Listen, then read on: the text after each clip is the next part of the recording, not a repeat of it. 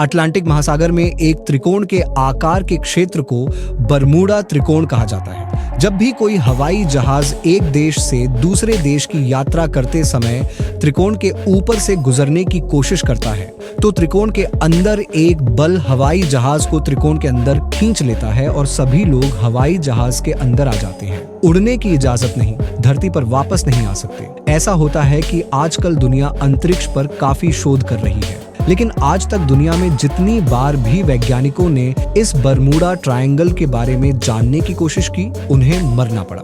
जितने भी वैज्ञानिक बरमूडा ट्रायंगल के रहस्य को जानने के लिए गए, उनमें से कोई भी जीवित वापस नहीं आया। लेकिन इसका जवाब जानना जरूरी है कि क्यों। वीडियो को अंत तक देखें। नए दोस्त हमारे चैनल को सब्सक्राइब करें। इसके बगल में दिए गए घंटी वाले बटन को दबाकर इसे ओके पर सेट करें। ये माना जाता है कि बरमूडा ट्रायंगल के अंदर एक राक्षसी शक्ति है, जिसके कारण विमान इसके ऊपर और आसपास उड़ते हैं। ये जहाजों को अपने अंदर खींच लेता है। ये आम लोगों का विचार है, लेकिन सच्चाई कोई नहीं जानता।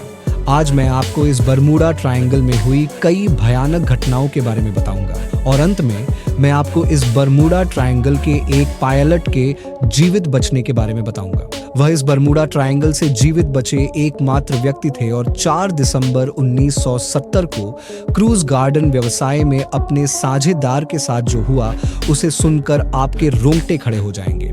एंड्रॉफ को फ्लोरिडा के लिए रवाना करते समय इस स्थान को बरमूडा ट्रायंगल के रूप में नहीं जाना जाता था। पायलट पहले भी कई बार इस मार्ग से यात्रा कर चुका था, इसीलिए वह इस मार्ग से जाने के लिए आश्वस्त था, लेकिन उसने कभी सोचा भी नहीं होगा कि यह यात्रा उसके लिए एक दुःस्वप्न साबित होगी, क्योंकि यात्रा के दौरान अचानक कई अजीब चीजें सामने आईं। भारी तूफान और काले बादल छा गए, लेकिन उसने इस बात पर ध्यान नहीं दिया।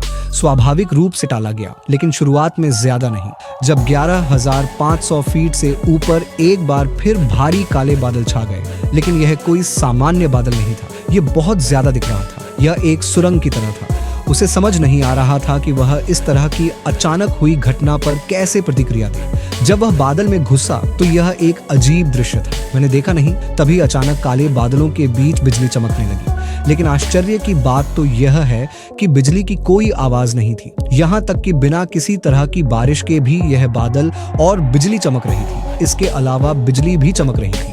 इनमें से बिजली सामान्य थी, इसकी तुलना में यह बहुत असामान्य था, और वे उसके विमान के चारों ओर जालों की तरह फैल रहे थे। एक समय विमान लगभग 20 मिनट तक सामान्य रूप से उड़ रहा था, और वह एक घुमावदार सुरंग के बीच में था, और वह यह सोचकर कि शायद यह कोई भूल भुलैया है जिससे वह कभी बाहर नहीं निकल पाएगा, क्योंकि बाहर निकलने का कोई रास्ता नहीं था। अचानक उसके सामने एक अजीब घटना घटी।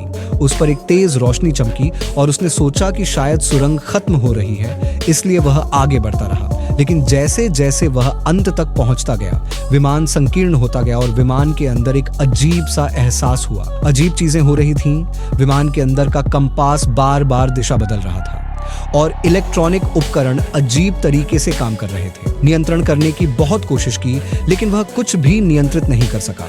कुछ भी उसके जैसा नहीं चल रहा था। सब कुछ अकेला चल रहा था, और फिर भी विमान सुरंग के अंदर था।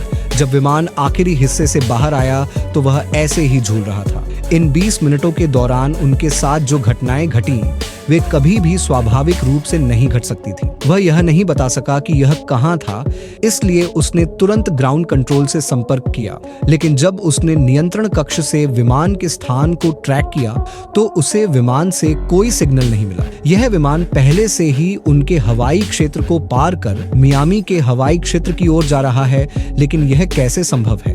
क्योंकि इसकी यात्रा लगभग 400 किलोमीटर है, इसलिए इसे 90 मिनट लगने चाहिए थे, लेकिन यह केवल 47 मिनट ही चला।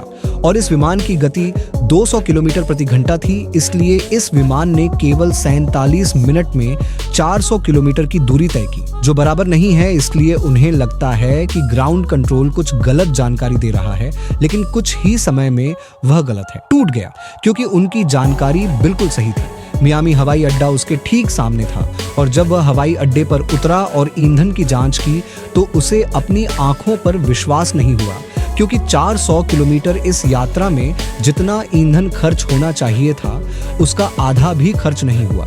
यानी विमान ने केवल 200 किलोमीटर की यात्रा की जबकि रास्ता 400 किलोमीटर का था। विशेषज्ञों से बात की लेकिन कोई भी उन्हें सीधा जवाब नहीं दे सका, बल्कि उन्हें झूठा करार दिया। आज तक इस बरमूडा ट्रायंगल में कुछ हिस्सों को छोड़कर कई विमान और जहाज गायब हो चुके हैं। बाकियों का नामो निशान तक नहीं मिला, यहाँ तक कि एक शव भी नहीं मिला। इस रहस्यमय जगह के बारे में कई सिद्धांत लिखे गए हैं। कई लोगों का मानना है कि यहाँ समुद्री राक्षस रहते हैं, जगह को नियंत्रित करता है, लेकिन यह सब सिर्फ इंसानों का विचार है। अभी तक इस जगह के बारे में कोई निश्चित रूप से कुछ नहीं कह सकता है। इस घटना के बारे में लोगों की रुचि अंतहीन है। एक सिद्धांत लिखा गया है जो कहता है कि इस विमान के पीछे डार्क एनर्जी है। वैज्ञानिकों के अनुसार यह वह ऊर्जा है जो अंतरिक्ष यान द्वारा ब्लैक होल की तरह एक प्रकार की सुरंग बनाती है, जिसके माध्यम से एक बार में सैकड़ों किलोमीटर की दूरी पार करना संभव होता है। कुछ मिनट और हो सकता है कि वह किस्मत से ऐसी सुरंग में घुस गया हो, वहां से वह बाहर निकलने में सफल रहा और इसीलिए वह 400 किलोमीटर की सड़क को केवल 47 मिनट में तय करने में सक्षम हो गया। लेकिन इस बारे में अभी भी कई मतभेद हैं। विशेषज्ञों का कहना है इस सिद्धांत को साबित नहीं किया जा सका कि ब्रूस एकमात्र व्यक्ति था जो बरमूडा ट्रायंगल से जीवित वापस आने में कामयाब रहा था। लेकिन यह वापसी अभी भी एक रहस्य है। दोस्तों, आपको क्या लगता है कि यह आदमी सच बोल रहा था या लोगों को गुमराह करने के लिए कहानी बना रहा था? अपनी राय कमेंट करके बताएं। वीडियो यहाँ यदि आपको वीडियो पसंद आए तो लाइक करना न भूलें। जिन लोगों ने हमारे चैनल को सब्सक्राइब किया है लेकिन घंटी का बटन चालू नहीं किया है, उनसे मेरा अनुरोध है कि वे घंटी का बटन चालू कर दें। धन्यवाद आप।